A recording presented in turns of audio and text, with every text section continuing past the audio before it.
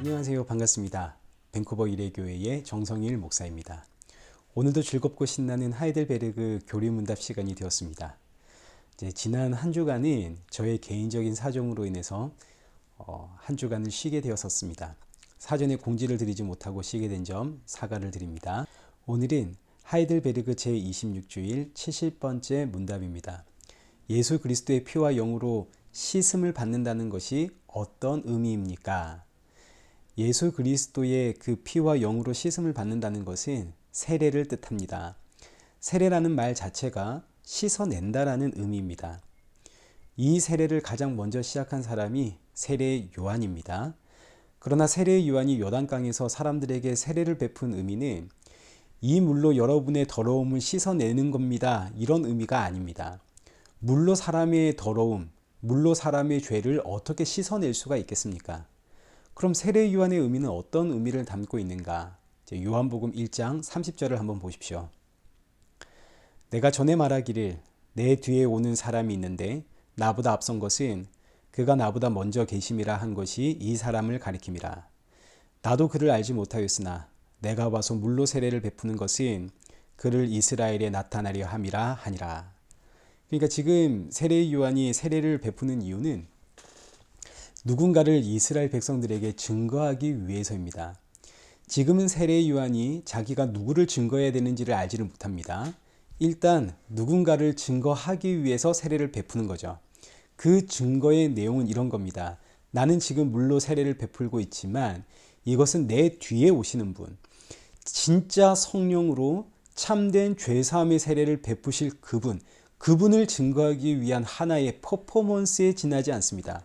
내가 증거하는 그분이 바로 메시아고 하나님의 어린 양이고 우리의 죄를 사해 줄 참된 세례를 베푸실 분입니다. 이걸 증거하는 거죠. 이때 예수님이 오십니다. 33절 말씀도 한번 보십시오. 나도 그를 알지 못하였으나 나를 보내어 물로 세례를 베풀라 하신 그이가 나에게 말씀하시되 성령이 내려서 누구 위에든지 머무는 것을 보거든 그가 곧 성령으로 세례를 베푸는 이인 줄 알라 하셨기에 세례 요한도 그가 누구인지 알지 못합니다. 그러나 세례를 베풀 때 그 누군가 위에 성령이 임하는 것을 보거든 그가 바로 그다. 그런데 이때 예수님이 오셨죠. 예수님이 오시자 하늘의 문이 열리고 성령이 비둘기같이 예수님께 임했습니다. 그때부터 세례 요한은 34절에 있는 것처럼 내가 보고 그가 하나님의 아들이심을 증언하였노라. 그러니까 세례 요한의 세례는 예수님을 증거하는 세례입니다. 여러분, 저분이 바로 하나님의 아들입니다. 저분이 우리의 죄를 사해 줄 그 참된 세례를 베푸실 하나님의 어린 양입니다. 자, 그러면 이제 우리는 예수님은 어떻게 세례를 베푸시는가를 알아야 됩니다. 예수님은 피와 영으로 세례를 베푸십니다. 피가 씻어낸다 이런 뜻 아닙니까? 예수님이 우리의 죄를 어떻게 씻어낼 수 있는가? 피로 씻어냅니다. 십자가에서 쏟으신 그 피가 우리의 죄를 사한다는 뜻이죠. 에베소서 1장 7절입니다. 우리는 그리스도 안에서 그의 은혜의 풍성함을 따라 그의 피로 말미암아 속량 곧 죄사함을 받았느니라. 죄의 삭은 사망입니다. 피 흘림이 없으면 죄사함도 없습니다. 예수님께서 나 대신 피 흘리시고 그리고 나 대신 십자가의 죽으심으로 죄사함을 완벽하게 완성하셨습니다. 그래서 저와 여러분은 예수님의 피의 세례를 받음으로 구원받은 인생이 되었습니다. 자, 둘째로 성도는 이제 영으로 씻음을 받는데 영으로 씻음을 받는다는 의미는 영의 세례, 성령 세례를 의미하고 이것을 우리가 거듭남이라고 표현하기도 하고 다시 태어나는 것을 의미하기도 합니다. 이때 다시 태어남, 거듭남, 성령 세례는 더 이상 죄의 영향을 받지 않는 몸으로 내가 다시 태어났다. 성령이 임했으니까 나는 이제 죄의 영향을 받지 않는다. 이런 의미가 아니라 여전히 죄의 영향을 받고 있지만 그러나 죄의 결과가 되는 그 사망에서는 자유한다. 이 사망에는 영향을 받지 않는다. 이런 의미입니다. 피의 세례와 영의 세례는 사실 동시적으로 일어나는 사건입니다. 그러나 우리의 이해를 돕기 위해서 마치 시간적 차이가 있는 것처럼 구분을 하고 있다는 거 여러분 이해해 주시면 되겠습니다. 예수 그리스도의 피로 먼저 죄사함 받는 이유는 성령이 임하기 위함입니다. 성령이 임하지 않으면 사람은 그저 짐승에 지나지 않습니다. 과거 최초의 인류였던 아담과 하와가 사람이 될 수 있었던 이유는 하나님께서 그들의 코에 생기를 불러 넣었기 때문입니다. 이 생기가 성령입니다.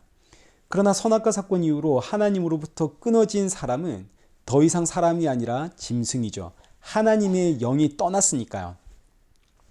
이렇게 짐승이 된 사람이 다시 하나님의 백성, 사람이 되기 위해선 하나님의 영이 임해야 되는데, 하나님의 영, 성령은 거룩한 곳에 임하는 분이기 때문에 먼저 피의 세례로 우리 안의 죄를 씻어내고, 그 다음 성령이 임하여 이제 사람은 더 이상 죄의 결과가 되는 그 사망의 영향을 받지 않는 죄에서 자유한 새 몸이 되었습니다. 이것이 바로 그리스도의 피와 영으로 씻음을 받는다는 세례의 의미가 되겠습니다. 피의 세례를 받음으로 이제 죄사함을 받고, 영의 세례를 받음으로 죄의 결과인 사망에 더 이상 영향을 받지 않는 죄에서 자유함을 받은 몸이 되었습니다. 자, 그런데 이때 중요한 것, 그렇다고 해서 죄의 영향을 안 받는 것이 아니다. 여러분, 이게 중요한 겁니다. 우리는 여전히 죄의 영향을 받고 있는 죄인이기 때문에 여러분, 이 사실은 꼭 기억하십시오.